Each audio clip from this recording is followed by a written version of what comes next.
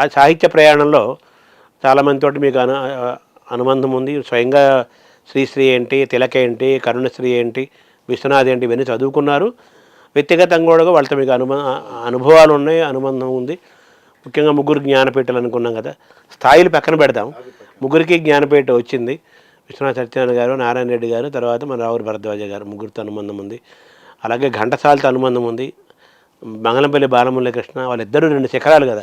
ఒకటి శాస్త్రీయ సంగీతం, ఒకరు ఆయన లలిత సినిమా, దేశభక్తి, అన్నీ ఇంకా ఇద్దరు భారతీయ సంగీత శిఖరాలు రెండు, మంగళంపల్లి బాలు గారు, బాలమురళీకృష్ణ గారు.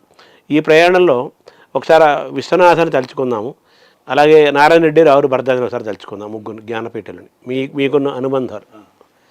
పంచభూతాల సాక్షిగా పరమాత్మ అనేవాడు ఉంటే వాడి సాక్షిగా ఈ సాహిత్య అభినివేశం అనండి, అభిరుచి అనండి, వాటి ఎందు రుచి కానీ కలిగించినటువంటిది పెంచుకున్న మా అమ్మమ్మ. పక్కలో పడుకోబెట్టుకొని భాగవత పద్యాలన్నీ చదువుతూ ఉండేది చెవిలో. అవి వింటూ వింటూ నిద్రపోయేవాడిని. మధ్యలో భారతం పద్యాలు చదివేది. పెంచుకున్న తాతగారు, ఆయనకి భారతం అంటే ఇక ప్రాణం. భాగవతంలో దశమస్కంధం ఆయనకు మొత్తం నోటికొచ్చు. సో ఆ నేపథ్యం చాలా గొప్పది.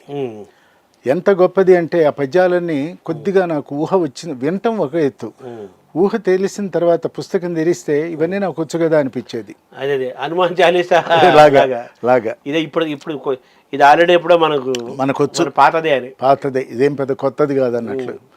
అట్లా ప్రారంభమై దాని యందు సాహిత్యం అంటే, సాహిత్యం లేకపోతే జీవితం రసాత్మకం కాదు. సాహిత్యంతో రాహిత్యం రాదు అన్నా, రాహిత్యం కావాలి అంటే సాహిత్యం కావాలి, జ్ఞానం కదా అది. ఎందుకంటే పోతన గారు శ్రీ కైవల్య పదంబు కోరుట అదే పద్యం, ఆయనకు అది కావాలి. ఎందుకు భాగవతం రాస్తున్నానో, భాగవతం యొక్క సారాంశం ఏంటో మొదటి పద్యం చెప్పాడు. శ్రీ కైవల్య పదంబు చేరుటకునై చింతించదన్ లోకరక్షైకారంభకు భక్త బాలన కళా సంరంభకు దానవోద్రేక స్తంభకు కేలిలోల విరస దుగ్జాల సంభూత నానా కంజాత భవాండ కుంభకు మహానందాంగన డింభకు అని క్లోజ్ చేశాడు. అట్లా అవగానే నన్నయ్య గారు కదా, అవును, తొలి ఆది కవి అనుకోండి, ఆయన జగద్హితం కోసం చేస్తున్నాను ఈ భారత ఆంధ్రీకరణ అన్నాడు. జగత్తు లోకం యొక్క హితం కోసం జగద్హితం. తిక్కన గారు ఇష్టసిద్ధికి అన్నాడు, శ్రీయన గౌరిన పరుగు, అది ఇష్టసిద్ధి. విశ్వనాథ వారు జన్మాద్యపాయము తప్పించుతన్నాడు. ఈ జన్మ అనేటువంటిది ఒక అపాయం, అది తప్పించుకోవాలి నేను, అందుకని రామాయణ కల్పవృక్షం రాస్తున్నాను. మోక్షం కావాలని అంటే అందరూ అది కోరుకున్నారు. మోక్షం అంటే రాహిత్యం. అంతే. కాబట్టి అందరూ రాహిత్యం కోసం చేస్తే, రాహిత్య స్థాయికి వెళ్ళిన వాడు గనక ఒక కవిత్వం చెప్తే ఎలా ఉంటుంది? సాహిత్యం లేకపోతే రాహిత్యం రాదు. ఆ రెండు ఇంటర్ట్వైన్డ్. అట్లా ఆ పద్యాలు భాగవతం, భారతం, ఆ పద్యాలు భాస్కర్ రామాయణంలో భాస్కర్ రామాయణంలో ఆ పద్యాలన్నీ కూడా చదువుతుంటే పురాణ కాలక్షేపాలు ఉండేవి. మా పక్కన గుడి, ఆ గుళ్ళోకి బయట వాళ్ళు వచ్చేవాళ్ళు, వచ్చి అనేక కథలు చెప్పేవాళ్ళు. ఆ కథలని ఒక విశ్లేషణాత్మకమైన కోణంలో చూడటం అప్పుడే మొదలుపెట్టారు. సరే, అది వేరే, అది తర్వాత మాట్లాడుకుందాం. అప్పుడు విశ్వనాథ సత్యనారాయణ గారికి నేను కలవటానికి కారణం, ఆయన కలవటానికి ముందే ఏకవీర చదివా, చెలీల కట్ట చదివా, దాంతోపాటే సమాంతరంగా చలం మైదానం చదివా. చెలీలకట్ట మైదానం కొంచెం కొంచెం అటు ఇటుగా ఒక రకమైన భావన. అంటే రెండు, ఒకటి ఏమో సమాజం యొక్క శ్రేయస్సుని దృష్టిలో పెట్టుకుని రాసింది ఒకటి. అంటే ఎంత నీలో ఎన్ని ఆలోచన తరంగాలు కెరటాలు ఉవ్వెత్తున లేచినా దానికి ఒక చెలీల కట్ట ఉండాలి, ఓ గీత బార్డర్ ఉందని. చలం గారు అది మైదానం, పెద్ద గ్రౌండ్, నీ ఇష్టం ఎక్కడన్నా ఆడుకో, ఎట్లా అయినా ఆడుకో. అది కాబట్టి రెండు భావాలు, రెండు కోణాలను దర్శనం చేయటం, అనుభవించటం. అక్కడ నాకు చలం ఇష్టమా, విశ్వనాథ వారి ఇష్టమా కాదు, వాళ్ళు ఏం చెప్పారు, అసలు ఎందుకు రాశారు అంత కష్టపడి అని ఆలోచన.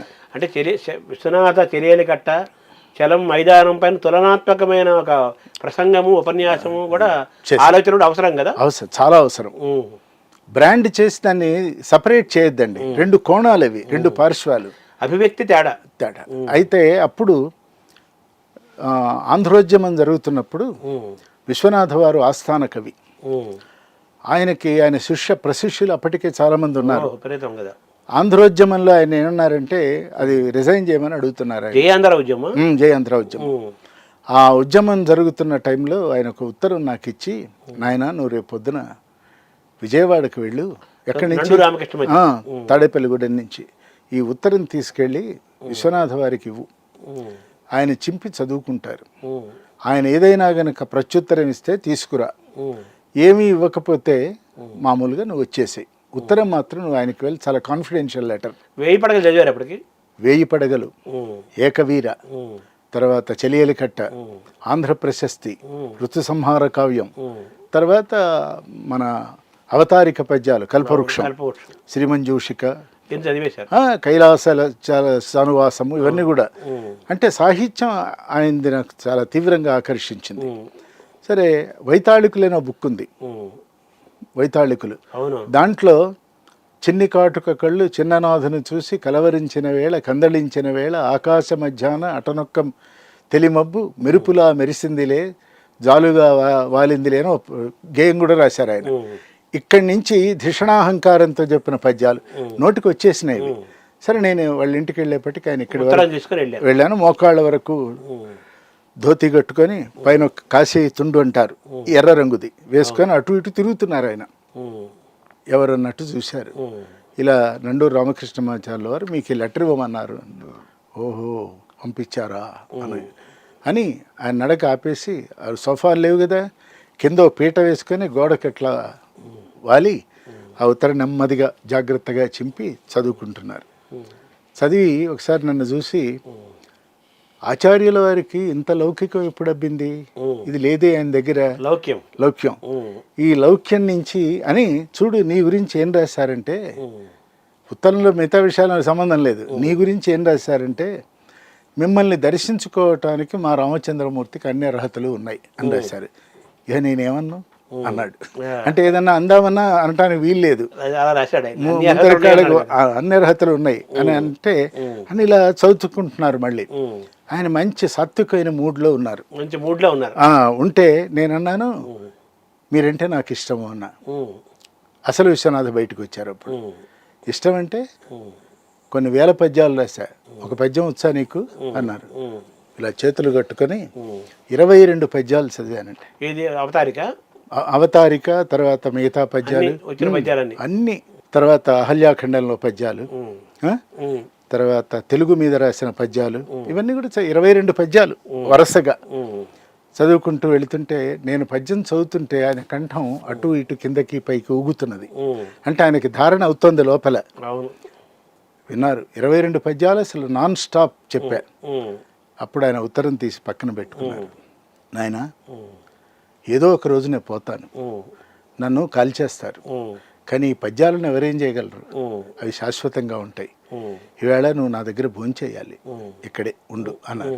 అంటే నేను రాసినవి, నేను చెప్పినవి వృధా కాలేదు, ఎప్పటికీ పోవు చిరంజీవిగా ఉంటాయి. ఇలాంటి ఇలా గొంతుల్లో అన్నట్టుగా సుఖ విజీవి అంతే కదా అని అన్న తర్వాత, అక్కడ వాళ్ళ వాకిట్లో బావి, ఒక పక్కన అరటి చెట్టు ఉంటే 2 ఆకులు కోసి కడిగి పొడిగుడ్డతో తుడిచి నాకు విశ్వనాథ వారు అన్నం వడ్డించారు.